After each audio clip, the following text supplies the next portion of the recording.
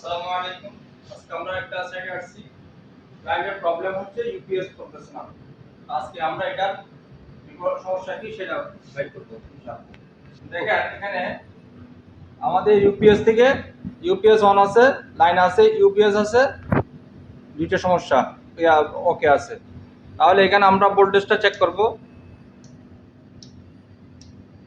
এই যে input voltage 238, frequency হচ্ছে 50, কারেন্ট হচ্ছে কত, আউটপুট লাইন 222 ভোল্ট, ফ্রিকোয়েন্সি হচ্ছে বি 50, লোড 0%, অর্থাৎ ব্যাটারি থেকে কোনো লোড যাচ্ছে না।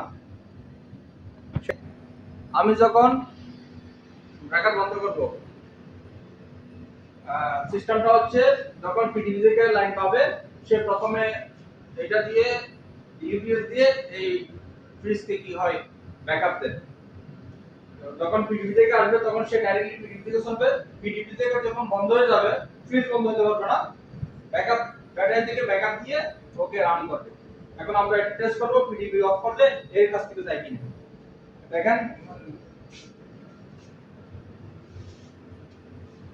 করব পিটিভি লাইন বন্ধ করলে ব্যাটারি ব্যাকআপ থেকে লাইন চলার কথা, দেখি কি হয়।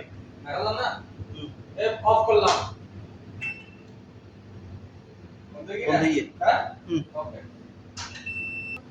অফ করছি, সরাসরি ভাবে কি হয়ে গেছে, ইউপিএস অফ হয়ে গেছে। অর্থাৎ হয় ব্যাটারির প্রবলেম, না হলে এখানে থেকে ইউপিএস এর সার্কিট আছে ওই সার্কিটের প্রবলেম। ইনশাআল্লাহ আমরা এটা ফাইন্ড আউট করব। চেক করতেছি প্রথমে ইনপুট কত আছে ভোল্টেজ। এই যেখানে লেখা আছে ইনপুট লাইন, অর্থাৎ ইনপুট এসি কত 240 ভোল্ট, আউটপুট লাইন কত 222 ভোল্ট। এখন দেখেন ব্যাটারি মাপবো, এখানে ব্যাটারি লাইন আছে, এই যে এখান থেকে ব্যাটারি যে দুইটা লাইন আছে, তাহলে এটা থেকে আমরা প্রথমে ডিসি তে নিয়ে নিলাম, তখন ব্যাটারি একটা মাইনাস একটা প্লাস, এটা কত আছে 218 ভোল্ট। ঠিক আছে ওকে। এখন দেখেন কাহিনী কোথায়, যখন আমি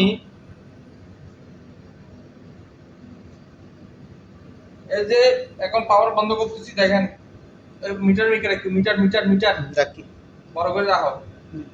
দেখেন বন্ধ করছি, এই 165 চলে আসছে সে, অর্থাৎ সে 165 চলে আসছে। আমাদের এটা মিনিমাম 192 ভোল্ট লাগবে। অর্থাৎ সে এখানে ভোল্টেজ দেখাচ্ছে ঠিক, কিন্তু সে অ্যাম্পিয়ার, ওর কাছে অ্যাম্পিয়ার ক্ষমতা নাই। অর্থাৎ সে নরমালি ঠিক আছে, কিন্তু যখন লোড দিব তখন ওই লোড ক্যারি করতে পারতেছে না। অর্থাৎ আমাদের ব্যাটারি পুরো সব নষ্ট। সমস্যা পেয়ে গেছি, সমাধান করার চেষ্টা করব।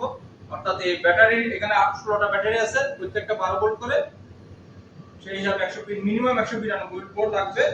তখন এটা যখন লোড যায় তখন সে অ্যাম্পিয়ারটা ক্যারি করতে পারে না। অর্থাৎ এটা ব্যাটারি ঠিক থাকলেও এটা অ্যাম্পিয়ারটা দিচ্ছে না শক্তি, এটাই সমস্যা। এটা আমরা ব্যাটারি চেঞ্জ করে দিলে পরবর্তীতে এটা আমরা দেখাবো।